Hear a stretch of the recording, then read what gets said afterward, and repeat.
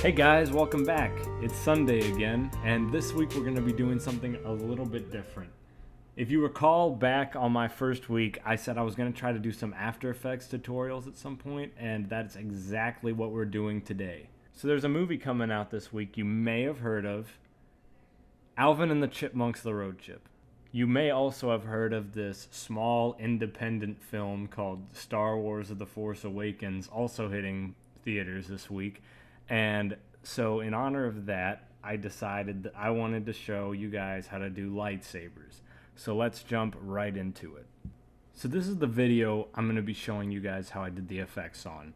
It's really short, but it really covers the basics of lightsabers and really all you need to know how to do to use them. You have the launch, you have the swings and the clashes, and that's really all there is to it. So let's jump right into After Effects. So the thing about lightsabers is that they're both the easiest effect and the most time-consuming thing you will ever do in After Effects at the same time. It's actually the first effect I ever learned how to do in this program. Let's cut to a clip.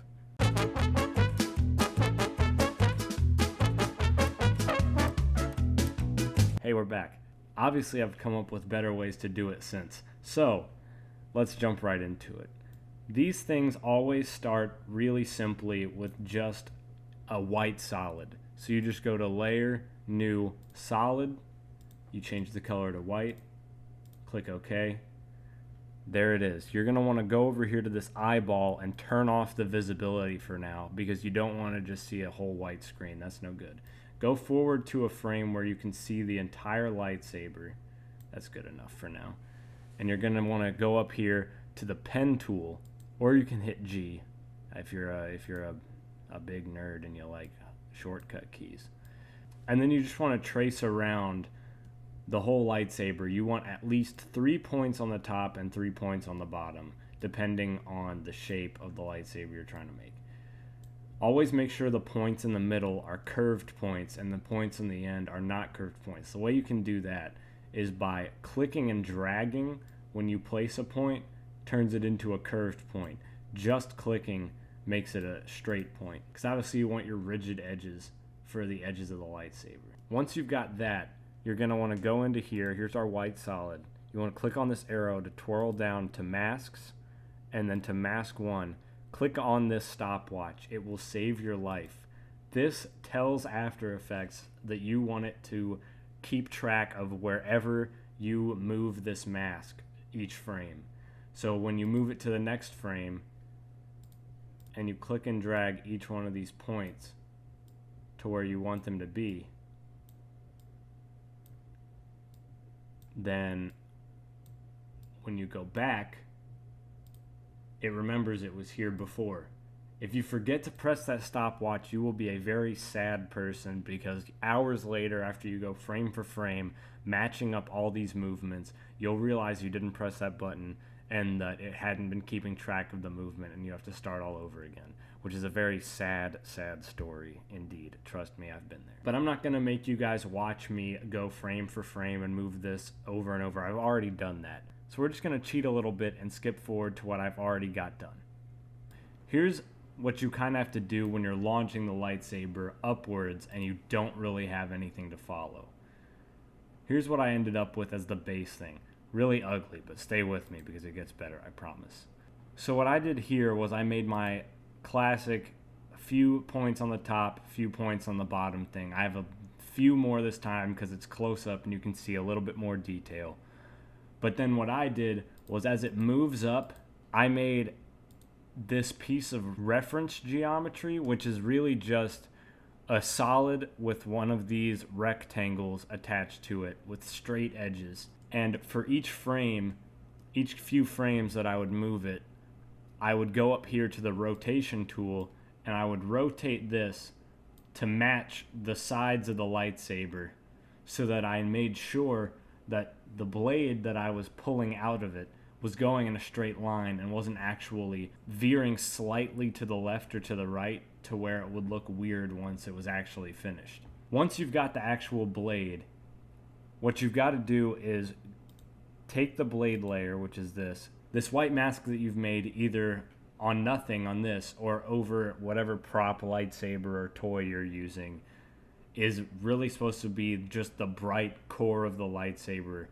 And so what you want to do there is go into the feathering, and there's not really a set feather amount that works for every single shot because it depends on how far you are, whether it's more diffuse or less diffuse. So you have to just kind of look at it and how intense you want the core to be.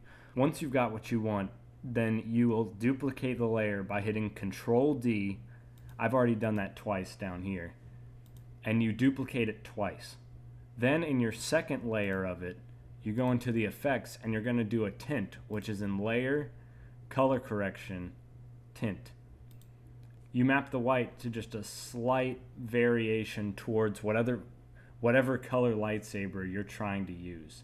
Then from there you're going to go into Masks, Mask 1, and feather it out even more. And when you turn on the visibility, that's going to look like that, which is a pretty nice glow, but not as intense as I really want it to be. And so that's where this third one comes in. As you can see, the tint on the third one is a darker blue than the tint on the second one. And so then on this one, you feather it out even more, and when you turn on the visibility on that, you really start to get something that looks really nice. This is a passable lightsaber and would work for really any video that you're doing. This is actually very similar to what they do in episodes 1, 2, and 3, but to me this just looks like an effect. It looks very flat, so I like to go into the second layer and I like to set it to Add, which to me makes it look like a beam. Before it kind of looks like an effect, this to me makes it look like it's actually giving off light, like there's a little bit more of a bloom. That again is just a personal preference, and you might not like it, and if you don't have to use that. It's a free country. So we're essentially done with this shot, unless you want to go above and beyond and do what I did here, where I rotoscoped out Jackson's face for the entirety of the time that the lightsaber is out, and then I went into Effect, Color Correction, Curves, and I applied a little bit of RGB and a little bit of blue curve, and when I turn that on, it just kind of makes it look a little bit like something's actually glowing on his face. It's not something you have to do. It should never be near towards the top of your list unless it's dark outside, but it really just kind of subconsciously makes you feel like there's actually something on his face instead of he just has a prop that happens to look like it's glowing. Anyway, with that being said, let's move on to something more fun and more exciting, the clash of the lightsabers. So this is the last part of the video. It's the double clash of the lightsabers, and what's being shown here right now is just the basic lightsaber effect that I've already covered how to do. But what we're gonna focus on now is what to do when two lightsabers clash against each other to make it look the coolest. What you're going to want to do is go to the exact frame that they collide, and you're going to want to go to Layer, New, Solid. You're going to make it a black solid this time. And then you're going to go to Effect, Generate, Lens Flare. Here we have 3 different lens flares. They're nothing too crazy. They're pretty basic. If you really get into these and you're a Moneybags Wall Street bigwig, then you can go on over to videocopilot.com and get their optical flares pack. It's like $130, but it's pretty worth it. It's pretty amazing. But for now, I think we're just going to go with 35mm prime. Then you're going to want to set your blending mode to Add, and then you click on Flare Center up here, and you put it right where they collide. You can mess with the brightness, however bright you think it needs to be when they collide, but this is just for this one frame. Then you're going to want to click on our good pal, the stopwatch, to save your life and make it so you don't do a ton of work for nothing, on Flare Center and Flare Brightness. Then you go back one frame and you turn your brightness all the way down to 0, but you make sure that the Flare Center is still where they're going to collide so that it follows it. From here, you're probably going to want to turn off the visibility, and as long as both lightsabers are connected with each other, you're going to want to follow that connection with the center point here. I've already done this, so I'm going to cut ahead. So mine follow, And then what you're going to want to do is go to right before they disappear. There's another way to do this, but this is the easiest way. You're going to want to change your brightness just a little bit. And that sets a keyframe there so that immediately afterwards, when you set it to 0, it's not slowly changing to 0 the entire time. Because if you were to have it activate from right when they clash and they're still clashing, then the next keyframe you set is it turning to 0. Then throughout the entire time they're clashing, it's going to be slowly turning this down to 0. So you need to give it another point of reference right before it turns to 0, where it's still up in its higher range. So that's pretty simple. So that's pretty simple for every clash. One other thing you're going to have to keep in mind when doing effects like this is, look here, it goes behind Jackson's head. I know it doesn't look like it because the effect goes over his head, but the lightsaber is going behind Jackson's head. And that's not good, because that's not how physics work in real life. So what you need to do is duplicate your background, drag it up, and then draw a rotoscope around wherever you need to be in the foreground and drag it up on here. You're going to drag it up ahead of whatever layer it's going to be in front of. For us, that's the red lightsaber down here.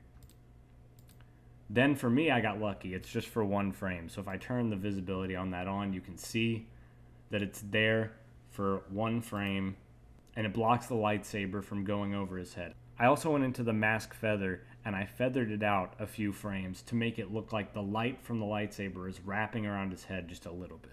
So now we're going to get to the icing on the cake with these clashes. This is good enough. If you were just trying to do something pretty quick, this isn't bad and looks pretty good. But now we're going to get into the fancy pants stuff. Here I have a clip from Action Essentials, which is actually a paid collection of stock footage from Video Copilot, the same people that do optical flares. And this, if you're going to do any sort of action thing, I think is like a must-have. Because look at this dang thing. This is just the tip of the iceberg. You've got so many explosions, gunshots, but I like to use these firecrackers to composite in here when the lightsabers clash. So if I turn that on, it looks like that instead. So to me, when you turn those on, that just makes it look a little bit more unstable. The clash makes it a little bit more dynamic, like there's a lot more power behind it.